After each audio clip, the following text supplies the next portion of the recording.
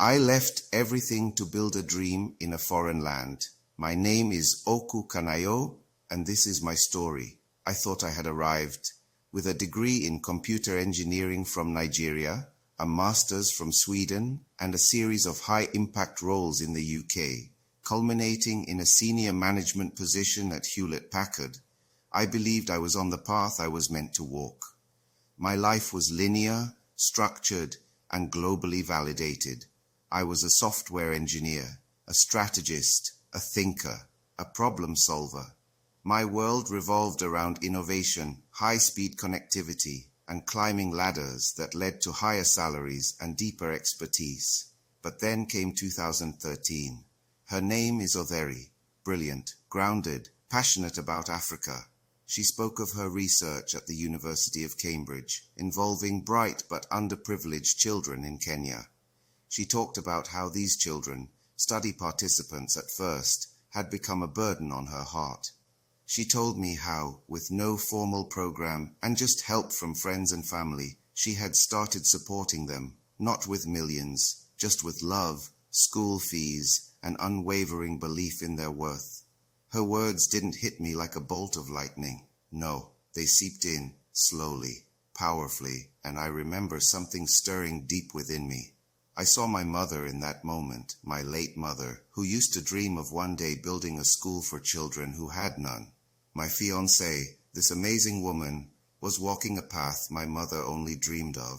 That wasn't coincidence, that was calling. I think we should go see these children, I told her.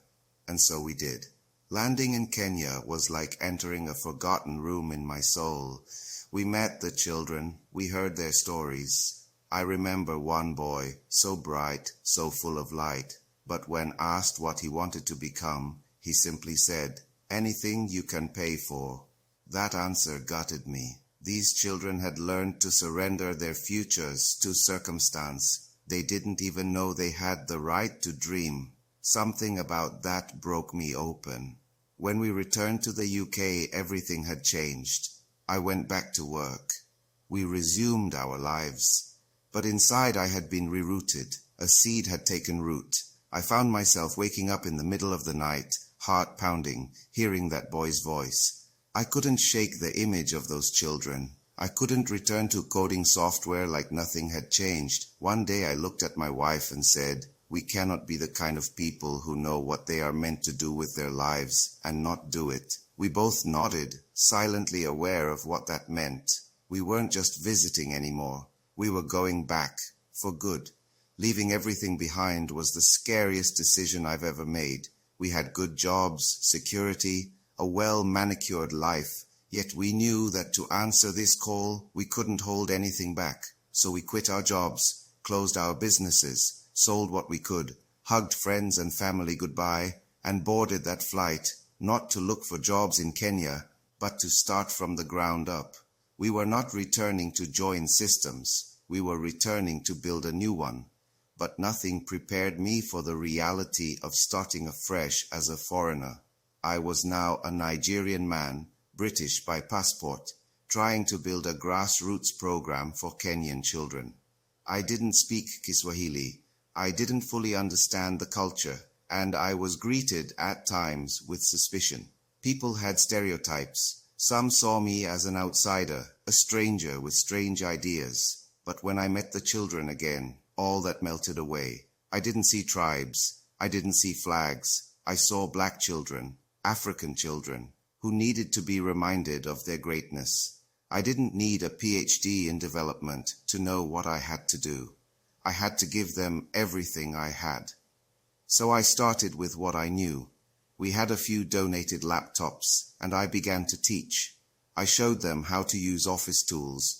I taught them how to type, how to code, how to think logically, simple things to me, revolutionary to them. They began to see themselves differently. They began to believe. These were kids who had never touched a computer before. Now they were building things, creating, dreaming.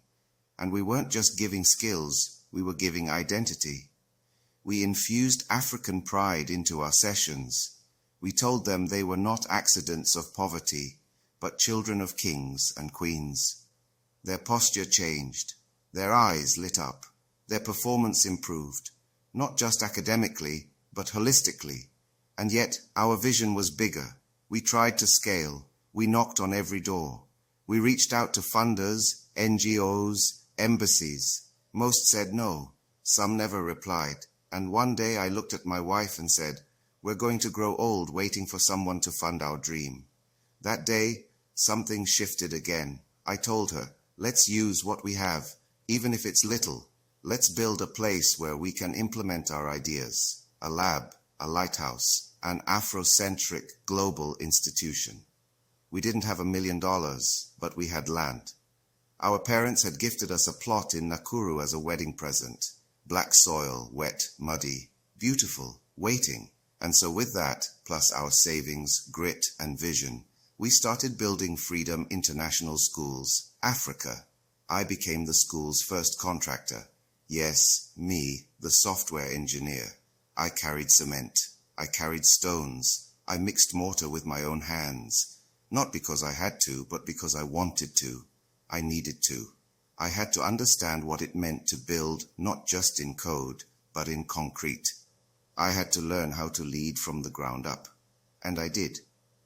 Since 2018, I've been leading the construction and expansion of the school, designing spaces that reflect our vision: Afrocentric identity, global citizenship, academic excellence, and soul-deep dignity. From classrooms to labs, dormitories to swimming pools, we built not just structures, but spaces for transformation. And it worked. Freedom International Schools. Africa has become a beacon. We've seen students walk through our gates, unsure of who they are, and walk out confident, articulate, visionary. We teach IB curriculum. We sing in Kiswahili. We learn African history alongside coding and literature. Our students dance, they debate, they create, and above all, they believe in themselves. We've won awards, global recognition, yes, but more than that, we've built futures, real ones. But let me be honest, it hasn't been easy. There were nights I questioned myself, days I felt alien, mornings when the funds ran dry and the dream felt far, but I never gave up. I couldn't, because the stakes were too high. This wasn't just about me. It was about every child who needed someone to believe in them, someone who saw beyond the mud walls, the hunger, the statistics, and saw genius. That's what we do, and we're not done. Reflections and lessons from my journey. 1.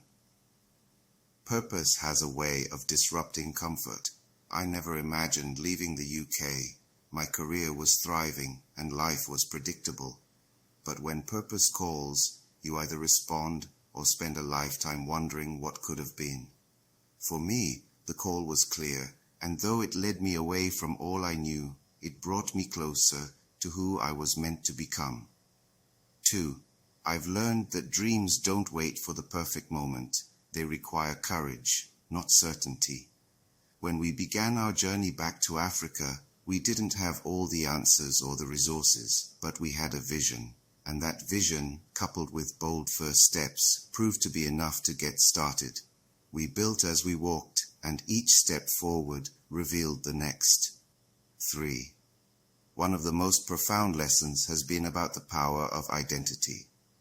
When African children are taught to know who they truly are, everything changes. They stand taller, think deeper, and believe harder.